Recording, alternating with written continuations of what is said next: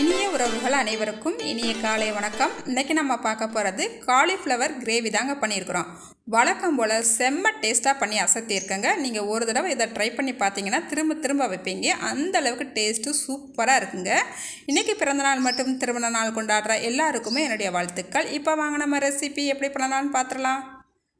நான் இன்றைக்கி 2 காலிஃப்ளவர் 50 ரூபான்னு வாங்கினேங்க. இப்போ காலிஃப்ளவர் விலை கொஞ்சம் குறைஞ்சிருக்குது. நான் இன்றைக்கி ஒரு காலிஃப்ளவரில் தான் இந்த கிரேவி பண்ணிக்கிற போகிறேன். இப்போ காலிஃப்ளவரை நம்ம க்ளீன் பண்ணி எடுத்துக்கலாங்க. பாருங்கள், இந்த மாதிரி கையிலையும் பிச்சு எடுத்துக்கலாம், இல்லை கத்தியை வச்சு கூட இந்த மாதிரி கட் பண்ணி எடுத்துக்கலாங்க. இந்த அளவுக்கு ஒவ்வொரு காலிஃப்ளவரும் இந்த அளவுக்கு எடுத்துக்கிறோனுங்க. அப்போ தான் நம்மளுக்கு கரைஞ்சி போகாமல் கொஞ்சம் கிரேவி பண்ணும் போது அப்படியே இருக்குங்க.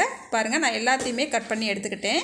இப்போ ஒரு பாத்திரம் அடுப்பில் வச்சுக்கிட்டு தண்ணி ஊற்றி நல்லா ஒரு கொதி வந்துடுச்சு. இதில் கொஞ்சமாக கல் உப்பு சேர்த்துக்கலாங்க. உப்பு நல்லா கரைஞ்சா பிறகு தண்ணியும் நல்லா கொதிச்சிருச்சு. அடுப்பை ஆஃப் பண்ணிவிட்டு நம்ம காலிஃப்ளவரை சேர்த்துட்டு 1 நிமிஷத்துக்கு இந்த காலிஃப்ளவரை அப்படியே அந்த கொதிக்கிற தண்ணியில் விட்டுட்டு அதுக்கப்புறம் நல்லா வடிகட்டி எடுத்துக்கலாங்க. இப்போ ஒரு கடாய் அடுப்பில் வச்சுக்கிட்டு இதில் 2 ஸ்பூனுக்கு எண்ணெய் விட்டுக்கலாம். ஒரு 3/4 ஸ்பூனுக்கு வத்தப்பொடி, 1/4 ஸ்பூன் மஞ்சள் சேர்த்துக்கலாங்க. சேர்த்துட்டு நல்லா ஒரு தடவை கலந்து விட்டுட்டு நம்ம க்ளீன் பண்ணி வச்சுருக்கோம் இல்லையா காலிஃப்ளவர், அதை சேர்த்துக்கலாங்க. தண்ணியெல்லாம் நல்லா வடிச்சிட்டு சேர்த்துக்குங்க. அடுப்பை மிதமான தீயில் வச்சுக்கலாம். இப்போ இதை ஒரு 2 நிமிஷத்துக்கு அப்படியேவும் இந்த எண்ணெயிலேயே நல்லா வதக்கிக்கலாங்க. பாருங்கள், நல்லா வதக்கிக்கிட்டு இப்போ இதை எடுத்துக்கலாங்க. இப்போ அதே கடாய் அடுப்பில் வச்சுக்கிட்டு 1 ஸ்பூனுக்கு மட்டும் எண்ணெய் விட்டுக்கலாங்க. இதுலேயேவும் ஒரு ஸ்பூனுக்கு சீரகம், 1/2 ஸ்பூன் பெருஞ்சீரகம், 2 ஏலக்காய், 3 கிராம்பு, ஒரு பட்டை இதை சேர்த்துக்கலாங்க. இது நல்லா பொரிஞ்சு வர வரைக்கும் நல்லா வறுத்து விட்டுக்கலாங்க. அடுப்பு மிதமான தீயிலேயே வச்சுக்கலாம். இது கூடவே 2 பல்லாரி வெங்காயத்தை நல்லா கட் பண்ணிவிட்டு இப்போ சேர்த்துக்கிறேங்க. வெங்காயத்தை கண்ணாடி பதம் வர வரைக்கும் நல்லா வதக்கிக்கிட்டு ஒரு கைப்பிடி அளவு புதினா இலை சேர்த்துக்கலாம். இப்போ புதினா இலையும் நல்லா எண்ணெயிலேயே வதக்கிக்கலாம். உங்கள்கிட்ட புதினா இலை இருந்தால் சேர்த்துக்குங்க, இல்லாட்டா ஸ்கிப் பண்ணிக்கோங்க. 2 தக்காளி பழத்தை நல்லா கட் பண்ணிவிட்டு சேர்த்துக்கிறேங்க. தக்காளியுமே நல்லா மசிஞ்சு வர அளவுக்கு மூடி வச்சு 1 நிமிஷத்துக்கு நல்லா வேக விட்டுடலாம். பாருங்கள், தக்காளி நல்லா மசிஞ்சு வந்துருச்சு. இப்போ அடுப்பு ஆஃப் பண்ணிடலாங்க. கொஞ்சமாக முந்திரி குருணை சேர்த்துக்கிறேங்க. உங்கள்கிட்ட முழு முந்திரி பருப்பாக இருந்தால் ஒரு 4-5 முந்திரி பருப்பு சேர்த்துக்குங்க. இதை ஆறவும் தண்ணி ஊற்றி ஒரு பேஸ்ட் பண்ணட்டை அடித்து எடுத்துக்கலாங்க.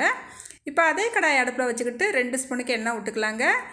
ஒரே ஒரு பல்லாரி வெங்காயத்தை பொடிசாக கட் பண்ணி சேர்த்துருக்கிறேன். கொஞ்சம் கருவேப்பிலை, 2 பச்சை மிளகாவும் சேர்த்துருக்கேங்க. இந்த வெங்காயத்தை நல்லா கண்ணாடி பதம் வர வரைக்கும் நல்லா வதக்கிக்கிட்டு 1 ஸ்பூனுக்கு இஞ்சி பூண்டு விழுது சேர்த்துக்கலாங்க. இஞ்சி பூண்டோட பச்சை வாசனை போகிற வரைக்கும் வதக்கிக்கிட்டு மசாலா பொடி சேர்த்துக்கலாம். இது வீட்டில் அரைச்ச மசாலா பொடி தாங்க. ஒரு 1.5 ஸ்பூனுக்கு சேர்த்துருக்கிறேன். 1/4 ஸ்பூன் கரம் மசாலா சேர்த்துருக்கேங்க. உங்ககிட்ட வீட்டில் அரைச்ச மசாலா இல்லைன்னா 1.5 ஸ்பூனுக்கு மல்லிப்பொடியும் 1/4 ஸ்பூன் கரம் மசாலா சேர்த்துக்குங்க. இப்போ பச்சை வாசனை போகிற வரைக்கும் வதக்கிக்கிட்டாச்சு.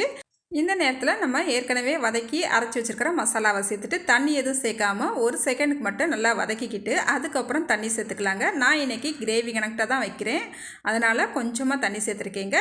இது கொஞ்சம் கெட்டியாக இருக்குது, இன்னும் கொஞ்சம் மட்டும் தண்ணி சேர்த்துக்கிறேன். தண்ணி சேர்த்துட்டு இதுக்கு தேவையான அளவு உப்பு சேர்த்துக்கலாம். நல்லா கலந்து விட்டுக்கலாம். இப்போ இந்த மசாலா நல்லா கொதிக்க ஆரம்பிச்சிருச்சு. இந்த நேரத்தில் நம்ம காலிஃப்ளவரை சேர்த்துக்கலாங்க.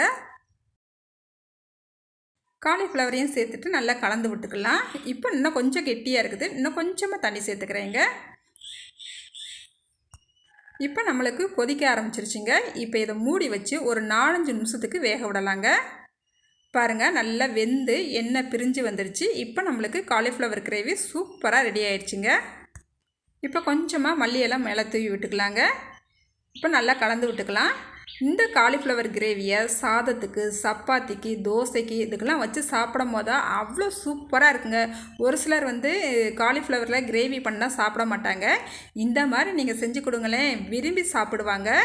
இது போல் நீங்களும் ட்ரை பண்ணி பாருங்கள். ட்ரை பண்ணிவிட்டு எப்படி வந்துச்சுன்னு மறக்காமல் கமெண்ட்டில் சொல்லுங்கள். இந்த வீடியோ உங்களுக்கு பிடிச்சிருந்தால் லைக் பண்ணுங்கள், ஷேர் பண்ணுங்கள். புதுசாக பார்க்குறவங்களா இருந்தால் என்னோடய சேனலை சப்ஸ்கிரைப் பண்ண மறந்துடாதீங்க. பாய். அடுத்த ஒரு வீடியோவில் பார்க்கலாங்க.